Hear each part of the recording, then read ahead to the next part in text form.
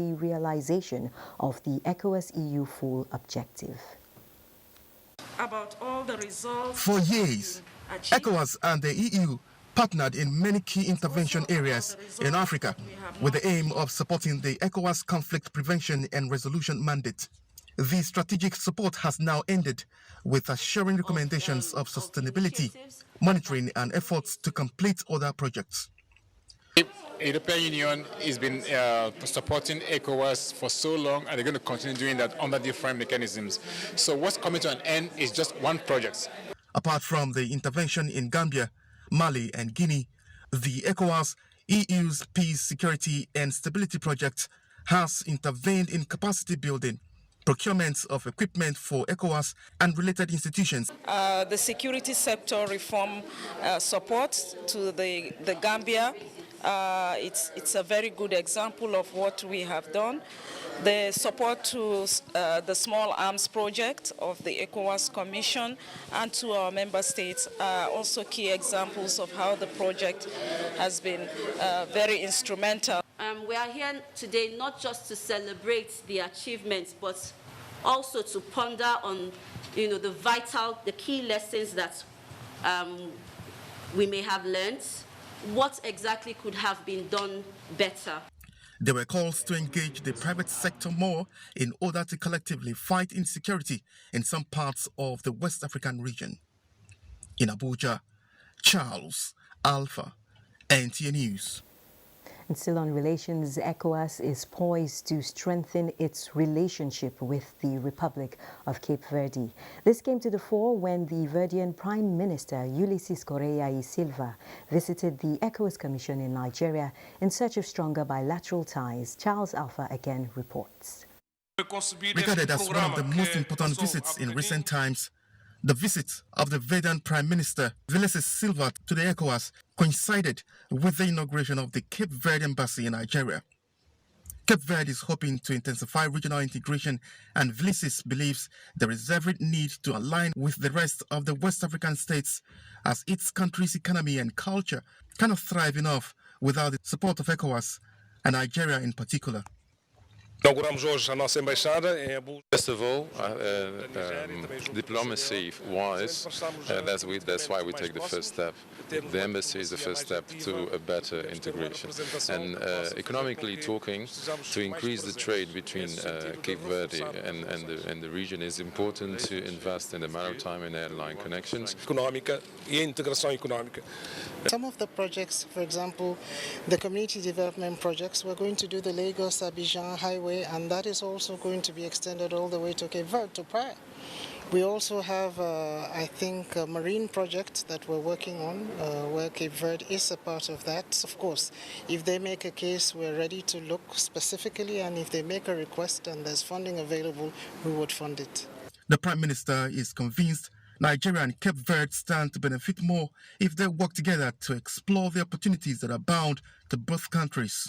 In the past, the Cape Verde government has solicited the support of Nigeria in the development of its music, films, and other areas of creative industry. In Abuja, Charles Alpha, NTA News. The Force Commander, Multinational Joint Task Force, MNJTF, Major General Abdul Khalifa Ibrahim, has hosted a joint delegation from the French military intelligence led by Vice Admiral Denise Bertrand and United States Africa Command AFRICOM led by Brigadier General Rose Keravori. The Force Commander commended the stabilizing role of U.S. and France in Africa. In a statement by Colonel Mohammed Doli, the Chief of Military Public Information Headquarters in N'Djamena, the delegation consists of strategic partners and have been urged by the Force Commander to explore ways in further supporting the ongoing operation. Meanwhile, the Minister of Defense. Meanwhile, I'll take another report as that report is not yet ready. Reports indicate that the location of bandit been Bello Gudaturji, his subordinate commander Bello Buzu, and their cohorts operating within Sokoto and some parts of Zamfara state may have been destroyed in airstrikes carried out by the Nigerian Air Force under Operation Hadarin Daji.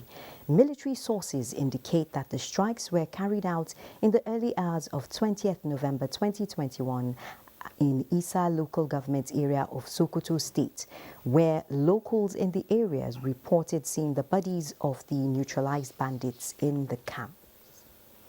And in what could be described as effective communal policing, residents of Kulende Phase 3 in Ilorin have impounded a car allegedly belonging to a gang of robbers who have been terrorizing the people in the area. Kende Omolosho reports that the people are worried about what they describe as poor response from the police.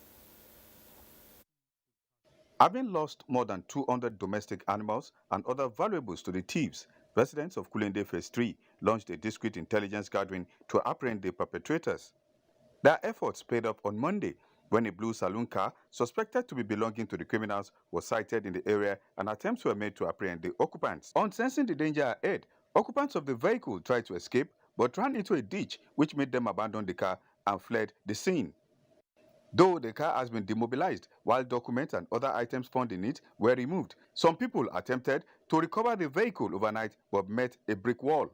An Okada man brought two men that claimed to own the vehicle. Then I said, no, they cannot take the car.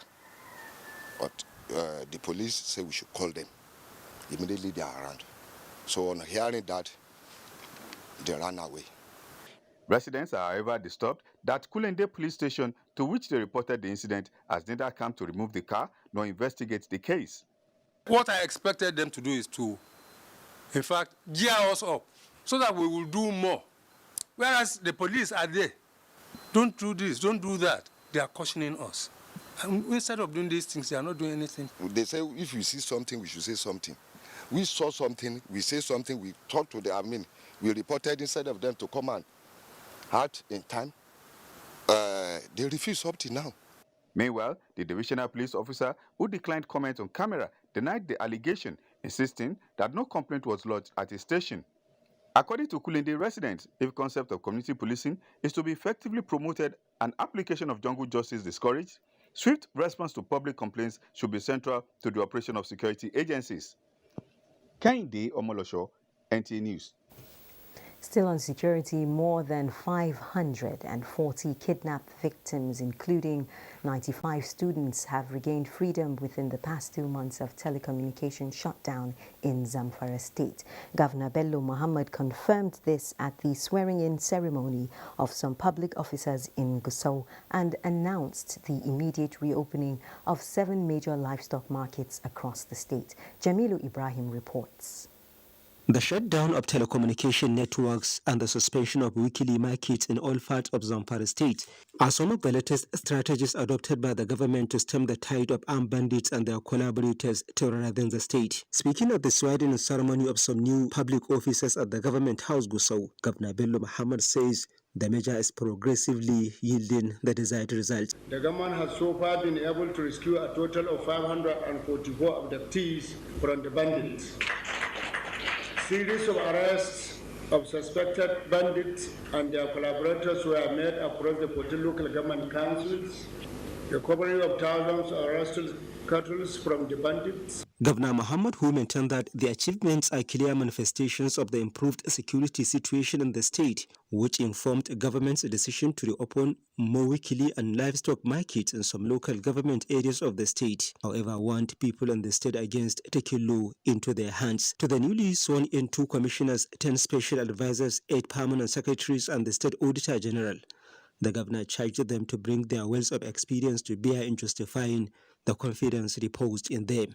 The new public officials were subjected to swearing with the glorious Quran, dissociating themselves from bandits and their activities.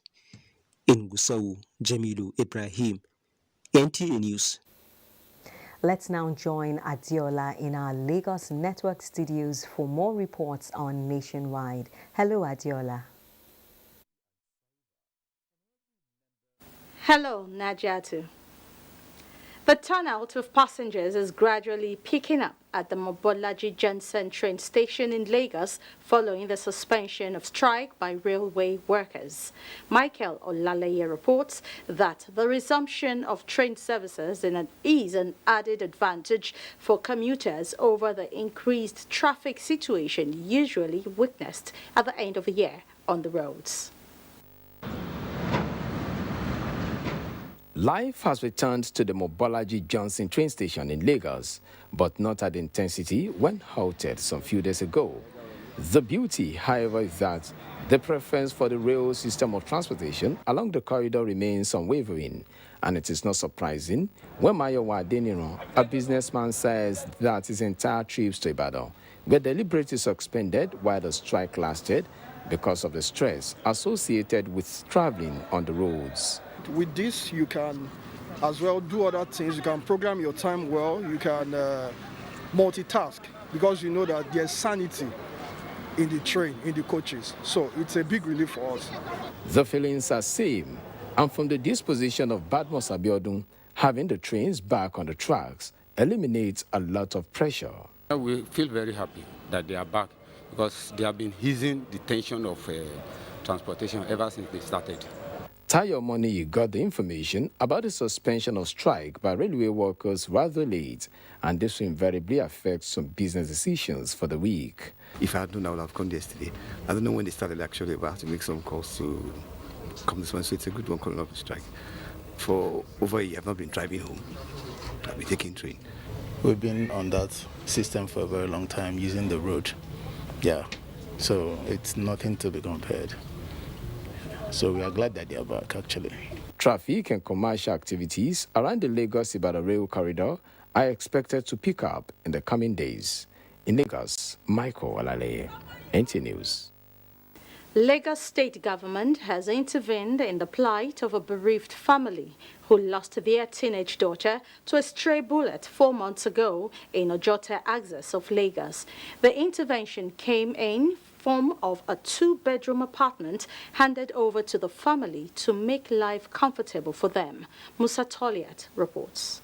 It's been 4 months since Jumoke met her untimely death on a day when police efforts to disperse the Yoruba Nation Valley flew her family into bereavement. Several visits by the Lagos State government delegation to late Jumoke's mother culminated in a decision to offer a decent accommodation to the family with a cash donation to go with it. Here we are at the new place of abode of Mrs. Ifeoluwa Oyeleke. We have a temporary arrangement here for her to stay with her children. The place has been furnished. There's arrangements and provision for electricity. All the basic amenities that a family would need has been provided. The state government gesture elicited emotional reaction from the late Jumoke's mother, who is saddled with responsibility of taking care of 3 other siblings of the deceased. I didn't expect this gesture. I thank the Lagos state government. I want to appeal for a decent job to meet the needs of my family. I'm done with secondary school. I was so embarrassed next year. So I wanted to be with your children, send us to school for more education. So not sitting at home doing nothing. The special advisor to the governor on administration hinted that other plans to further ameliorate the plight of the family will be announced soon. In Lagos, Musa Toliat, NTA News. Zenret and Jos will bring us the next set of reports from that zone after this break. To stay with us. The League of Women Voters of Nigeria, Ntalive, is set to host women and men from across the globe in Abuja on the 25th of November 2021, celebrating its 25th anniversary with the theme Nigerian Women Overcoming Challenges in Politics and Leadership. Notable speakers are NLB Governance Team Leader and Country Director ActionAid Nigeria, Patrick Otieno Lumumba, former Director of the Kenyan Anti-Corruption Commission and activist and fiery speaker, Amina Mohammed, Deputy Secretary of the United Nations. Ntalive, uplifting and empowering women. Ntalive, together we can. Announcers, Ambassador Dr. Kema Chikwe, Chairman, National Organizing Committee, Regina Omo Agege, Secretary, NOC, and Right Honorable Dame Esther Oduehi, the founder. Nigerian youths are about the greatest assets the country has at the moment. It is therefore not surprising that the administration of President Muhammadu Buhari is strategically responding to the yearnings of the youth through multiple projects and programs. Youth entrepreneurship support years by Bank of Industry, the Youth Investment Fund by the CBN, and several other conditional cash transfer programs. Recruitment of 774,000 social workers, majority of whom are youths, and so many other projects that are beneficial to youths directly or indirectly. If the administration can do all this, definitely with a degree of patience and time, it can achieve more. Nigerian youths must come together to say no to terrorism, no to vandalism, and no to all disruptive tendencies. Hashtag Youth for Greater Nigeria. Pacifying the youths, unifying the nation. From dusk to dawn, 24 hours a day, NTA International is with you in your living room, office, everywhere and anywhere. We provide the company you desire in terms of balanced and up-to-date news, programs, and the best of entertainment. Tune in to DSTV channel 251, GoTV channel 91, Freeview UK channel 264, or you can download www.visiontv.co.uk, app for iOS or Android.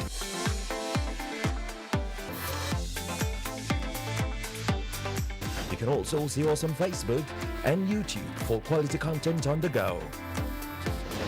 NTA International, Africa's window to the world.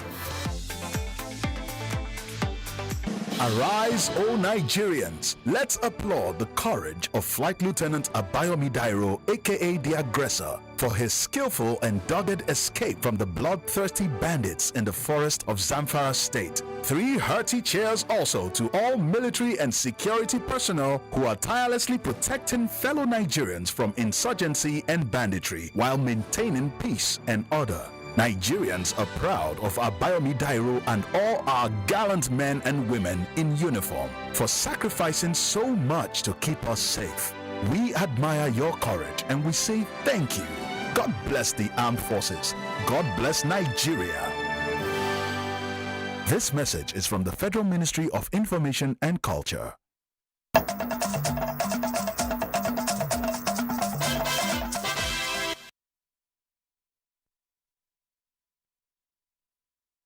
Thanks for staying with us and welcome to JOS. The federal government says it will explore the opportunities and available resources to support subsequent initiatives that will boost potato and other root crops production and processing in Nigeria. Minister of State, Agriculture and Rural Development, Mustafa Shehuri, gave this indication at the first International Potato Value Chain and Other Crop Summit in Jos. Caleb Gochin reports. No nation is said to attain any appreciable level of development in the midst of hunger. Agriculture, therefore, is the key to unlocking opportunities in food sufficiency, and thus the federal government is supporting states to develop the sector to maximize the potentials therein. One crop that has been the pride of Plateau State is the Irish potato, and this time with the collaboration of the Federal Ministry of Agriculture and some international partners, greater achievements are set to unveil.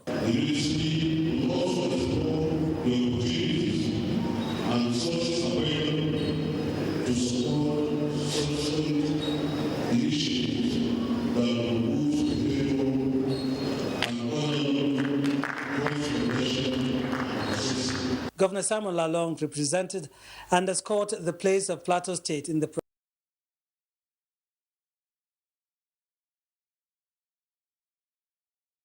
processing areas and 3 marketing areas. So this provides a foundation. Other key players lauded the initiative with a commitment to pursue the realization of the objectives of the summit. The summit drew participants from federal, state and local governments to address mainly issues of seedlings, production and storage challenges. In Jos, Caleb Gochin, NTA News. Wife of the Chief of Army Staff and President of the Nigerian Army Officers' Wives Association, NAUA, Salamatu Farouk Yahya, is seeking collaboration with stakeholders to enhance the welfare of women, children, and the vulnerable in the society. This was during her visit to the wife of Plateau State Governor, Mrs. Regina Lalong, in Jos. Ali Sabatukai Andrew has details. National President Naowa, who is also the wife of the Chief of Army Staff, says Naowa is a philanthropic non-governmental organization aimed at assisting the poor, needy, and improving the standard of living in Nigerian barracks. Mrs. Farouk further explained that a strong synergy with the wife of the Plateau State Governor will go a long way in assisting women and wives of the army officers, especially wives of fallen heroes, in skills acquisition. I want to tell you that my mission is to sustain leadership while upholding tenets of unity and service. And what the chapter team here is doing is keying into that vision. Wife of the Plateau State Governor assures the President of her unflinching support in ensuring that the welfare and rights of women in the state and beyond is given topmost priority. I want to sincerely appreciate and we want you to extend our gratitude to your husbands for their support, for their engagement, finding time to see that, yes, peace has been restored, not just in Plateau State, not just to the other states, but to the country at large. The governor's wife was officially decorated as the patron one of the association in Plateau State. In Jos, Alisa Batukai Andrew, NTA News. And that's it from here. It's back to Najatu in Abuja for more news on Nationwide. Professionals in the construction industry are introducing innovative solutions from Nigeria's oil and energy and infrastructural investment sector aimed at averting disasters in a recovering economy. This highly collaborative approach dominated the 29th Biennial Conference of the Nigerian Institute of Quantity Surveyors and inauguration of its 26th Council. Abubakar Usman Akwanga reports. Kene Christopher has the winner. And so it was meant to be the 29th Biennial Conference and inauguration of its 26th National Executive Council, with Michael Shinobi as its president and other national officers to pilot the affairs of the Institute for a period of 2 years. But the ceremonial engagement was not the only agenda on the table. The people are going to bring the funds are going to be looking at the integrity and the nature of the farms they will give the money to. Can you manage such funds? As you prepare to lead the Institute for the next 2 years, please accept my best wishes and prayers for a very successful tenure. Leading issues revolved around ways of preserving the environment and its resources against growing threats by climate change and other human activities like incessant building collapse, which are inimical to the growth and development of the country. We need more and sustainable infrastructure to avert the climate change-induced disasters that are in West Africa's or Nigeria's future path. The quantity surveyors have come of age and they must be recognized in all spheres of our economic activities. Representative of the Vice President and Minister of State Power, Godi Abba, says Nigeria's commitment to energy transition from fossil to renewable energy and achieving minimal carbon emissions is gaining global support. At the last COP96, they promised that the monies will come shortly, and we assure you that the monies, when they arrive, will be applied judiciously. The Institute says it will transform outcome of its mandatory continuing professional development into cooperation and industrial use that will benefit the society. In Abuja, Abubakar Usman Akwanga, NTA News. The federal government is set to engage 1 million rice farmers through the Central Bank of Nigeria for the 2021-2022 dry season farming to boost rice production in the country. Musa Baba Aliu reports. There are about 12 million farmers cultivating rice across the country under Rice Farmers Association of Nigeria. The farmers are all engaged under the Central Bank and Borrowers program. 1 million of them have indicated interest in participating in the 2021-2022 dry season farming. And here are officials from the Central Bank of Nigeria, farmers associations, and input producers discussing the modalities for the farming season. What we've done is to look at the economics of production. What will it cost per hectare to produce rice in Nigeria? And it is now agreed that all those that are providing inputs will provide their price, and it was done openly. The Central Bank of Nigeria is providing loan facility under the Anchor Borrowers Program to create additional 5 million direct and indirect jobs across the rice production value chain. On each farmer, at least 10 people will be gainfully engaged. So if we are able to capture 1 million farmers, it means 10 million people will be gainfully engaged in the 2021-22 dry season. Statistics provided by the Rice Farmers Association of Nigeria indicated that more than 9 million tons of rice paddy were produced under a rain-fed farming system. In Abuja, Musa Baba Aliyu, NTA News. Meanwhile, the National Agricultural Land Development Authority is partnering with the Jigawa State government in wheat production as part of its agricultural revitalization drive, with Governor Badaru Abubakar endorsing 100 hectares of irrigation land for the pilot program. Muhammad Musa Askira reports. As the federal government agency will declare mandates of harnessing the full potentials of the vast arable lands in Nigeria and empowering farmers, NALDA will indeed scale up wheat production by way of supporting the farmers in the state with all the necessary inputs. This is in line with the President Muhammadu Buhari's desire to diversify the nation's economy, improving households' income and enhancing revenue mobilization and generation nationwide through agriculture.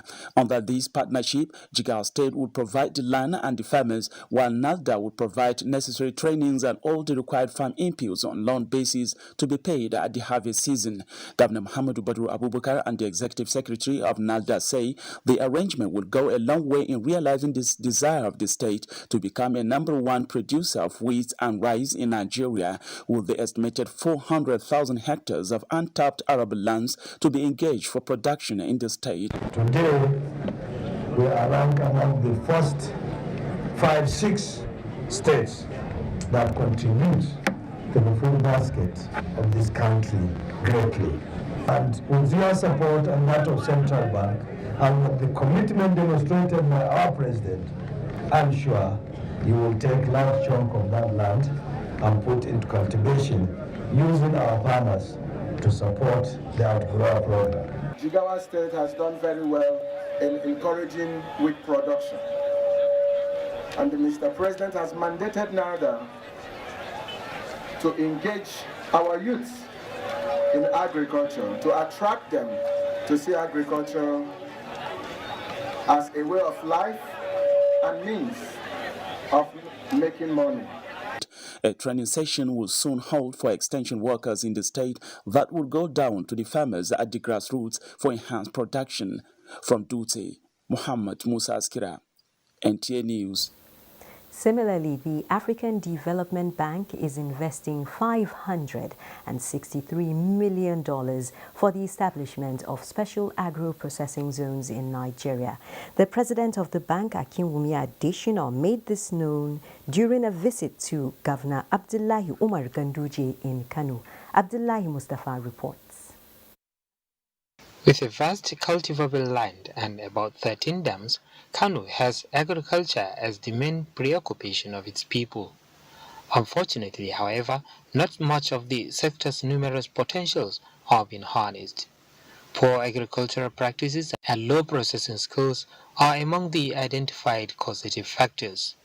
Addressing these and to minimize post-harvest losses informed the planned establishment of special agro-processing zone in Kano and 4 other states by the African Development Bank. Reduce the amount of losses you have, create more competitive value chains, transform the rural areas from zones of economic misery to zones of economic prosperity, and to increase the amount of resources that the states have. Governor Abdullahi Umar Ganduje, who was together with his Lagos state counterpart Babajide Sanwo-Olu, welcomed the initiative and assured of support and cooperation towards its actualization. Because the farmer requires not only to produce, not only to process, but also to market. What you are doing, and what all of us, is to ensure that we can create the economy and that indeed we can take our state and our nation to an enviable state. During the interactive session, the AFDB president also disclosed plans to support federal and state governments in the areas of education, water, sanitation and hygiene. In Kano, Abdullah Mustafa, NTA News. The President of the Senate, Ahmad Lawan, has congratulated former President Goodluck Jonathan on his 64th birthday. In a statement, Senator Lawan rejoices with the former Nigerian leader for his good health and for the selfless service which he continues to offer in Nigeria and Africa, and adds that since leaving office, President Jonathan has put his high-standing experience and energy to work for the attainment of peace, democracy and development in Africa. Senator Lawan observes that the former president has demonstrated how a great leader should continue to play a very significant role even out of office, as he believes in the Nigerian project.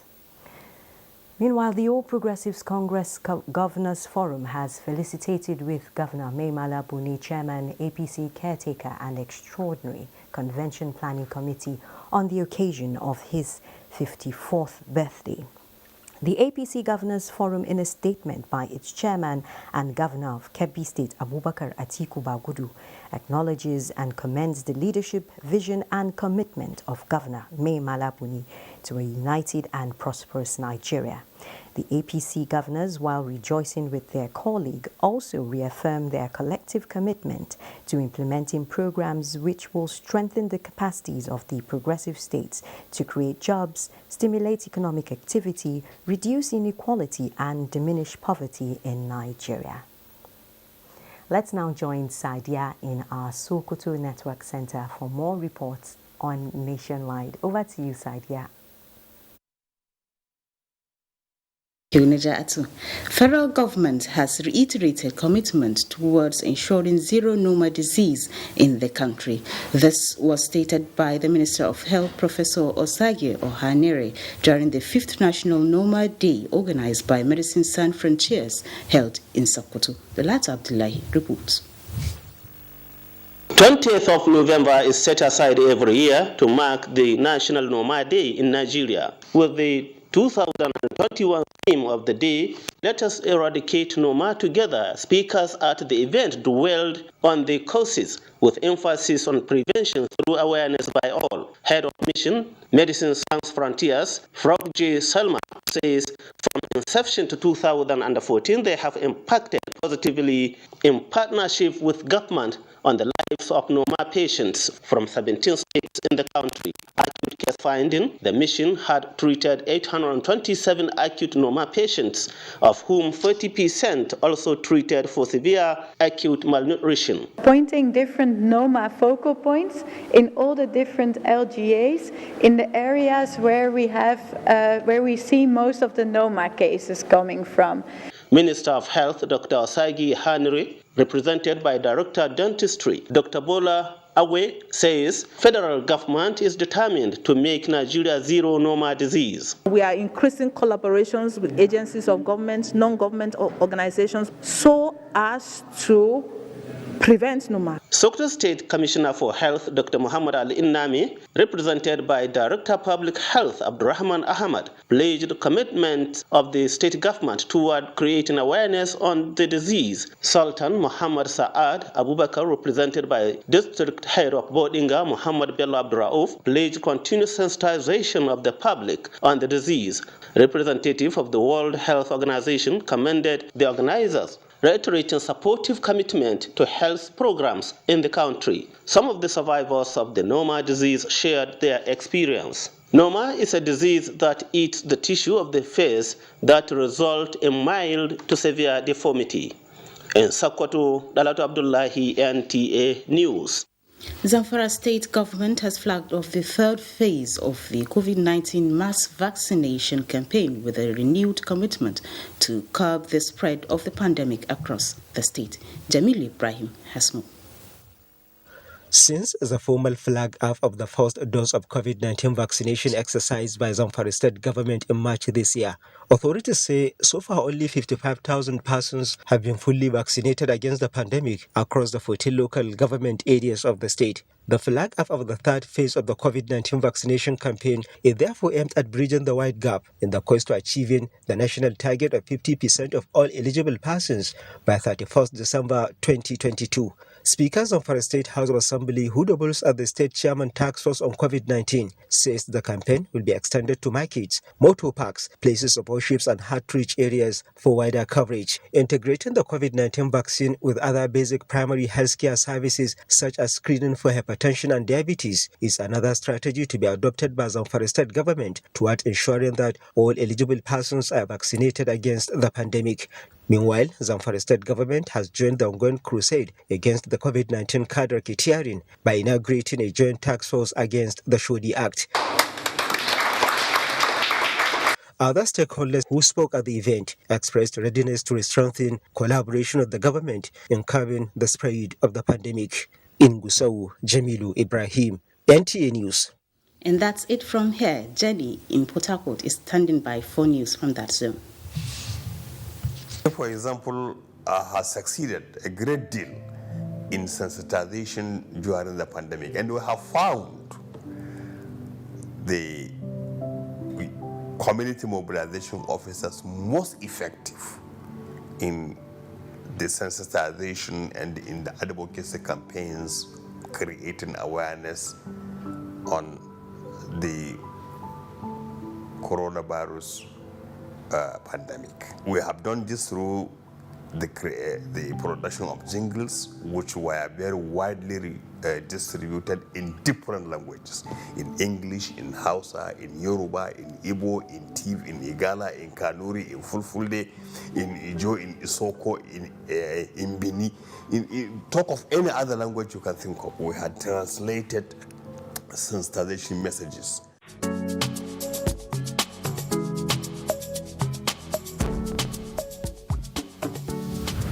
History is history, so either you know it or you don't. My advice to the younger generation is that they should learn from what we have started and what we have left. I did things that ordinarily I should not have been doing. What that meant was that I was working hard. Whatever assignment you are given in life, put in your best. The military years were a disaster. Smoldering effects of all that is what we are trying to cure.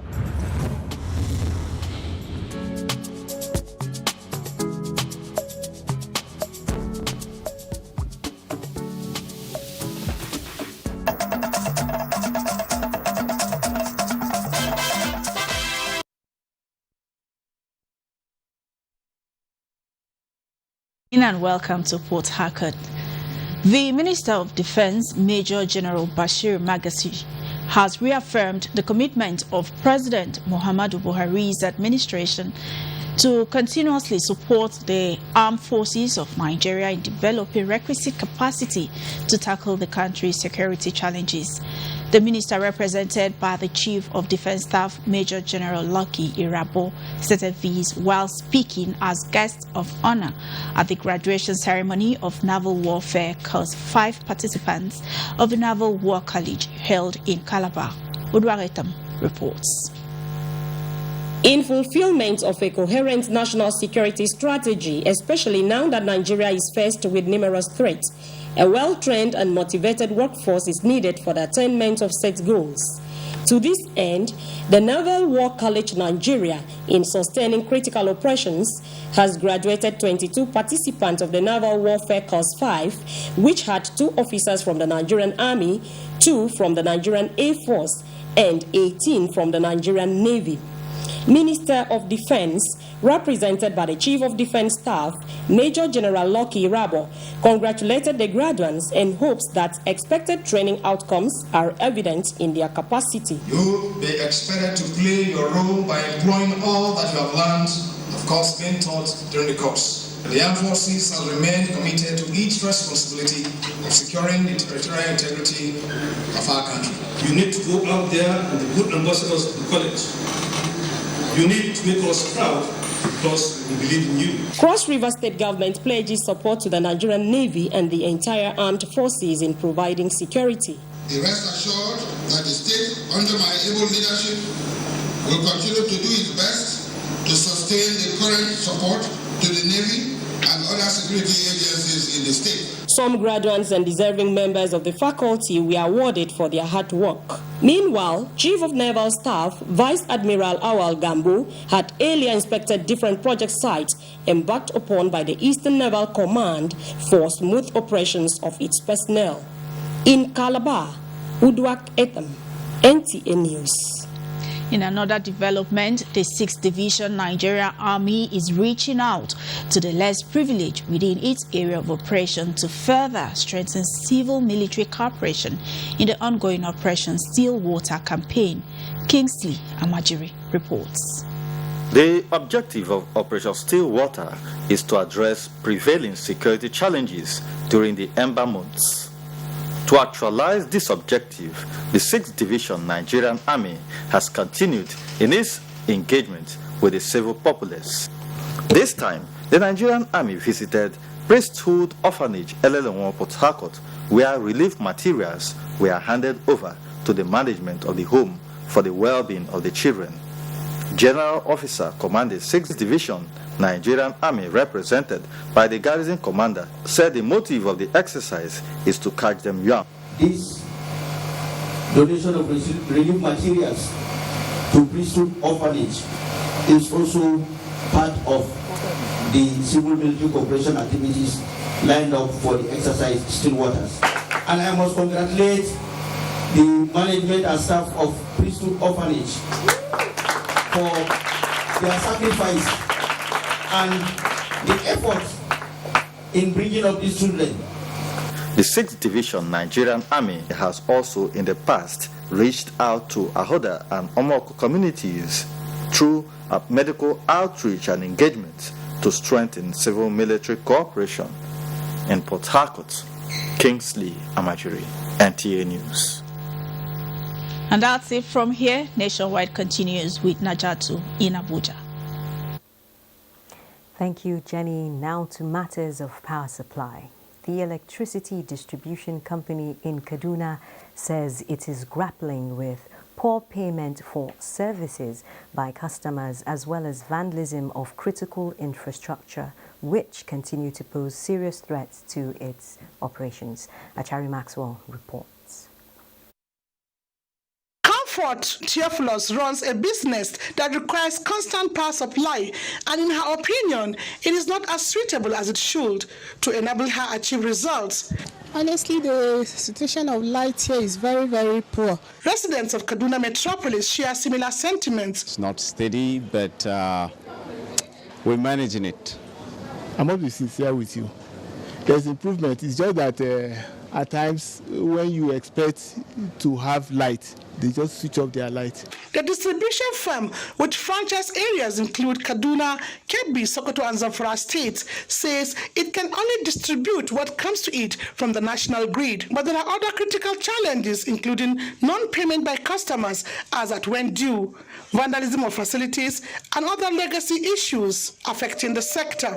Lately, because of the challenges and the new line being constructed along Benue to Lafia to Jos axis, we are kind of mandated to drop supply to Kaduna, especially because Jos to Gombe axis now take their supply through Kaduna. Findings show average supply available is 320 megawatts per hour against the expected 366 as customers get supply from 4 to 20 hours daily. In a related development, residents of Kaduna are worried about the cost of cooking gas. I bought gas, it's 9,000 naira for 12 kg. Instead of cheap, we think they increase day by day. One of the dealers selling gas is also complaining about patronage by customers In Kaduna, Achari Maxwell, NTA News. Meanwhile, the federal government has been seeking solutions to concerns of electricity consumers in Edo State through the Competition and Consumer Protection Commission. With this complaint resolution platform to address customer dissatisfaction instantly, there is hope for improved electricity supply to consumers in the state. Ogochukuka Ona reports. The general distribution and usage of electricity is one that tops analysis daily. The charge is too much and you don't get light. You will start buying the charge card, you don't get the light. They give you like 2 hours, 3 hours tops. And then for the rest of the day, you won't get no light. When they give up bill, when we ask them, what are we paying for? BEDC's internal complaints management explains the reasons for some of the issues. The major issue we have here is billing issues of billing as a result of billing estimates. Another major issue is that we don't have meter. Another issue that's limited supply, which I've explained that we have what we call a lot of constraint in terms of availability. Either from our network we need to reinforce or from TCN constraints. All these put together cannot make us to give 124/7. To further address these problems, the government is currently using the Osiamo power plant to connect electricity to some offices and streets. Some people, because of the bad connections they're having, when they put on the gen, that gen again will be backfeeding on their meter. The meter will be reading. When there is the disco supply lights, your meter will be reading. When there is no disco lights, you are on a gen. The meter will still be reading. So they should try and be checking all their connections properly. Then the discos too, any complaints they come on to them, they try and act promptly. Most of the discos have not been forthcoming. So that's why we believe that it is in order to go around, we have to give voice to the voiceless. And our effort is really to get to the grassroots. The resolution here by stakeholders is that citizens must be treated right in what they consume. Ogochukuka Ona. NTA News. Thank you, Ogochukuka. The hope of women and children at the Kuchigoro internally displaced persons camp has been renewed with a visit from the House of Representatives Members Spouses Association, led by the wife of the Speaker, House of Representatives, Salamatu Bajabiamila. Mobolaji Moribiri tells us more. Many Nigerians have been displaced and are now living in internally displaced camps. Esther John, a 30-year-old mother of 3, fled from Borno State to Abuja in 2014 due to Boko Haram insurgents. Feeding, clothing and housing are her major challenges. We come here from 2014 to now is 8 years now. We need more help from people with government. We need more help. The House of Representatives Members Spouses Association is in this particular camp to offer basic beauty service, distribute food items, and provide free medical outreach. Let them know that they're not forgotten, they're our sisters. It's just a condition that they're passing through. We don't come just to give them items. We also want them to have experiences that make them feel as normal as they used to feel, even though they're not in their homes. So we've been here since morning, providing medical care and medical education too, to the giving health talks to the people here. These assistance may be little, but for Esther John, it shows the commitment of the present administration. And like this, our mommy will come help us today. We can see we played our head, we are happy. When she can celebrate with us here, we happy, we tell her thank you. The event is the first in the history of the 9th National Assembly. In Abuja, Mobolaji Moribiri, NTA News. Similarly, the Road Safety Officers' Wives Association and Coalition of Road Safety Organizations have advocated proper sensitization of road users as one of the remedies of reducing crashes on Nigerian roads. This was made known when they visited some road accident victims at the Garki General Hospital, Abuja, to mark the World Day for the remembrance of victims of road accidents. Thomas Obetere reports. 39-year-old Jacob Omokaro, who has been in Gariki General Hospital for over 2 months with a fractured leg, is another victim of hit and run by unknown driver. though his treatment is currently on hold as a result of his inability to pay the bills. But the visit of the Federal Road Safety Officers' wives has given him reasons to believe more in Nigeria as a nation. When I came here, they were talking about I should deposit 500,000 and official, and that was the last money market, and I have to do that, for them to start treatment. And they started the treatment. After a month, they stopped treating because they brought a standing bill for me, which is almost 630-something thousand.